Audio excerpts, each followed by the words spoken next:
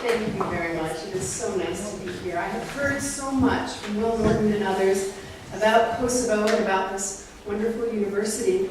Will Norton told me that the wine is good, the food is great, and the people are unparalleled.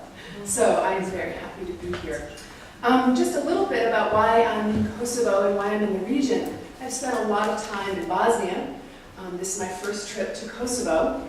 And I'm doing a book on the role of non-governmental organizations in peace building. But what I'm going to talk about today is about U.S. foreign policy. And the title of the presentation is Bosnia-Herzegovina Lessons Learned with a question mark. So here is why the question mark. Well, for me, there is a question mark, and the paper and the presentation and the argument I'm going to give today is about states and learning. And I question whether states do learn.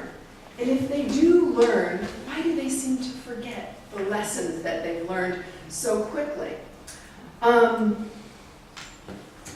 presentation today is based on two separate papers that I've written. One was for the Canadian military on the lessons unlearned from the Balkans for Afghanistan and Iraq. And the other paper was an article that I recently published with a colleague for Foreign Affairs. And the title, I have to look, it was Death of Dayton, How to Stop Bosnia from Falling Apart. And the presentation is based on some more theoretical arguments about learning, particularly about organizational learning. And the other argument is about how Bosnia shaped or did not shape U.S. foreign policy toward Afghanistan and Iraq. So I have three basic points that I want to make today. The first is I want to talk about some of the lessons it seemed that the U.S. had learned in Bosnia. We have a lot of evidence that there were lessons learned and implemented in Kosovo in the mid-1990s. Then I want to talk a little bit about what the United States forgot. In particular, I want to talk about what happened during the George Bush administration. And what I will argue is that the lessons that the U.S. learned in Bosnia and implemented in Kosovo were largely, if not entirely, overlooked and ignored because of the foreign policy goals and the overriding beliefs of the Bush administration. Put differently, states and their leaders can learn, but it usually doesn't last very long. Finally, I want to talk a little bit about why it's so difficult for states to learn, not just the United States, and to talk about some of the structural challenges and the political challenges associated with state building and peace building. And this draws from a recent book project, actually that's under review at Rutledge, and a workshop that I convened recently at the University of Massachusetts with some former ambassadors, including James Dobbins and Ronald Newman, who was the ambassador for Afghanistan, where we talked about the international community and learning, when it learns, why it learns, and why it so often does not learn from state building exercises. So let me just talk about some of the lessons of international involvement in Bosnia. And for me, there are about 6 lessons it seemed like the United States had learned and really tried to implement in Kosovo. The first lesson that the United States learned from Bosnia was that what happened in the mid-1990s, at that time period, was very unique. There was both chaos and consensus. What a unique time in history. In the mid-19 or early 1990s, that was when the United States was really grappling with this new kind of world order. The Soviet Union had collapsed. The United States suddenly appeared as a superpower, and it wasn't quite sure what it could do or it should do with its power. And it wanted to use its power very efficiently and very modestly. At the same time, Europe, Western Europe, was really struggling with what was happening in Central and Eastern Europe. And they really acknowledged the fact that it was time for them to get their act together. And that's the title, actually, of that book that I mentioned, Getting Its Act Together, the International Community and State Building in the Balkans, Afghanistan, Iraq. So European countries were looking at each other and talking to each other and saying, if we want to make this European Union thing work, we need to get our act together. At the same time, there were these regional organizations, NATO, OSCE, the Council of Europe, and then these international non-governmental organizations that also were starting to acknowledge this very unique period where there was, at the same time, kind of chaos and a lot of things kind of shifting around, but there was also an amazing amount of consensus about what the international community wanted to do, how it needed to do it, and some of the strategies and tools, the mechanisms for approaching change. So it was a very unique time period, and the Clinton administration in particular realized this. And Anthony Lake talked about this a lot. He was a foreign policy advisor for Clinton, talked about what a unique time period and the time for the United States and the international community to come together and seize this moment. There was another lesson from Bosnia that I think was even more obvious. And as a New Yorker, this is something we're born with, and we never forget. Location, location, location. Location matters. And when we start talking about why the United States and the European countries intervened in Bosnia and Kosovo, and then why it didn't in other places, it's all about location, location, and about size. Size matters. And again, the United States and the Clinton administration talked about this a lot, about the size of Kosovo and the size of Bosnia being about 4 million people. And that is crucial to successful state building. In contrast, the population of Afghanistan is almost 33 million people, and Iraq has a population of about 28 million people. So when you think about state building, and you think about countries like Kosovo and Bosnia, and versus countries like Iraq and Afghanistan, very different. And, not just the location, but also the size. The third lesson of state building in the Balkans, it seems like it's easy for us on the other side of the Atlantic to forget this.